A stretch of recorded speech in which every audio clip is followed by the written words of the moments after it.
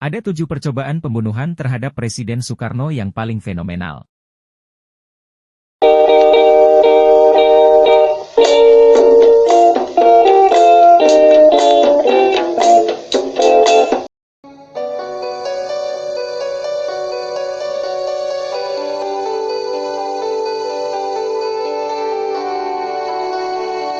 Presiden Soekarno atau yang kerap disapa dengan Bung Karno ternyata memiliki kisah hidup yang cukup mengejutkan lantaran dirinya yang kerap mengalami percobaan pembunuhan. Semasa hidupnya, percobaan pembunuhan Soekarno telah dialami mulai dari tingkat baru rencana hingga eksekusi sebanyak 23 kali. Berdasarkan cerita dari ajudan Soekarno yakni Sudarto Danusubroto, dirinya mengungkapkan bahwa ada 7 percobaan pembunuhan terhadap Soekarno yang paling menggemparkan. Melalui buku Total Bung Karno karya Roso Daras dituliskan, bahwa kisah Bung Karno yang selalu lolos dari percobaan pembunuhan meskipun dihujani granat hingga bom pesawat tempur. Berikut ini 7 percobaan pembunuhan Soekarno yang paling menghebohkan. 1. Granat Cikini, 30 November 1957. Percobaan pembunuhan Soekarno pernah terjadi pada tanggal 30 November 1957. Pada saat itu, Presiden Soekarno tengah mendatangi perguruan Cikini atau Percik, tempat putra-putrinya bersekolah dalam rangka perayaan ulang tahun perguruan Cikini yang ke-15. Tiba-tiba saja granat meledak di tengah-tengah pesta penyambutan Presiden. Akibatnya sebanyak 9 orang tewas dan 100 orang mengalami luka, termasuk juga pengawal Presiden. Namun, Soekarno berhasil selamat dengan putra-putrinya. Tragedi granat Cikini tersebut membuat 3 orang perantauan dari Bima ditangkap diduga sebagai antek teror gerakan di TI. Kedua, penembakan di Istana tanggal 9 Maret 1960. Percobaan pembunuhan Soekarno yang kedua pada 9 Maret 1960. Pada siang bolong, Istana Presiden tiba-tiba saja dilemparkan tembakan dari kanon 23 mm pesawat MiG-17 yang dipiloti Daniel Maucar. Maucar sendiri merupakan Letnan AU yang telah dipengaruhi oleh Permesta. Kanon, bom yang dijatuhkan oleh Maucar mengenai pilar dan salah satu bomnya jatuh tak jauh dari meja kerja Bung Karno. Beruntungnya, pada saat bom dilemparkan Soekarno sedang tak berada di istana, melainkan tengah memimpin rapat di gedung sebelah Istana Presiden. Ketiga, penghadangan di Jembatan Raja Mandala, April tahun 1960. Percobaan pembunuhan Soekarno yang ketiga terjadi pada April 1960. Pada saat itu, sedang ada kunjungan kenegaraan oleh Perdana Menteri Uni Soviet Nikita Khrushchev ke Indonesia. Sang pejabat Uni Soviet tersebut menyempatkan diri untuk mengunjungi Bandung, Yogyakarta dan Bali.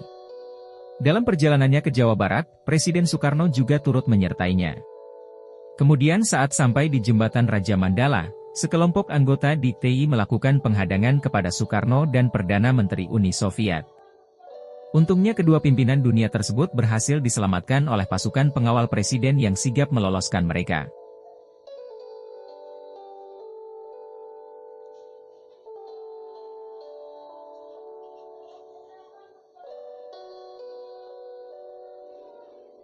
Keempat, granat di Makassar tanggal 7 Januari 1962. Percobaan pembunuhan terjadi lagi pada 7 Januari 1962 terhadap Presiden Soekarno di Makassar. Pada malam itu, Bung Karno hendak menghadiri acara di Gedung Olahraga Mato Angin. Saat melewati Jalan Cendrawasih, tiba-tiba saja granat dilemparkan oleh seseorang. Untungnya granat tersebut meleset dan jatuh mengenai mobil lain. Soekarno pun selamat dari maut yang menghampirinya. Pelaku adalah Serma Markus Latuprisa dan Ida Bagus Suryatenaya. Kelima, penembakan saat Idul Adha tanggal 14 Mei 1962. Pada 14 Mei 1962 juga terjadi percobaan pembunuhan terhadap Presiden Soekarno saat hari Idul Adha. Kala itu, Bung Karno hampir saja tertembak-tembakan dari pelaku yang bernama Bachrum. Saat itu, Bachrum berhasil mendapatkan posisi duduk di saf depan dalam barisan jemaah salat Idul Adha di Masjid Baitur Rahim. Setelah melihat target yakni Soekarno, Bachrum mencabut pelatuk pistolnya yang disembunyikan di balik jasnya ke arah tubuh Soekarno. Beruntung, tembakan Bachrum meleset dari Bung Karno dan peluru malah menyerempet Ketua DPR GR Kiai Haji Zainul Arifin. Akhirnya Bachrum divonis hukuman mati, tapi kemudian mendapatkan grasi. Keenam, Penembakan oleh anak buah Kahar Muzakkar. Pada tahun 1960-an, Bung Karno kembali mengalami percobaan pembunuhan dalam kunjungan kerjanya ke Sulawesi. Saat sang presiden berada dalam perjalanan keluar dari lapangan terbang Mandai, tiba-tiba sebuah peluru mortir ditembakkan kepada Soekarno oleh anak buah Kahar Muzakkar.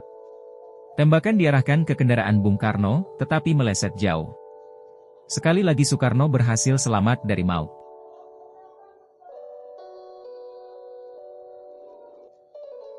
Ketujuh. Granat Cimanggis, Bogor, Desember 1964.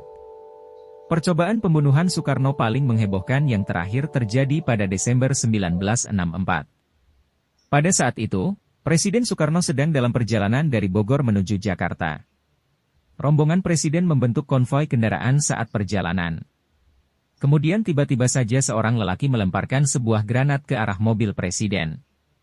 Beruntungnya, jarak pelemparan granat berada di luar jangkauan mobil saat melaju. Soekarno pun kembali selamat. Selain memiliki harisma dan wibawa sehingga disegani oleh para pemimpin dunia, Bung Karno juga dikenal memiliki kesaktian.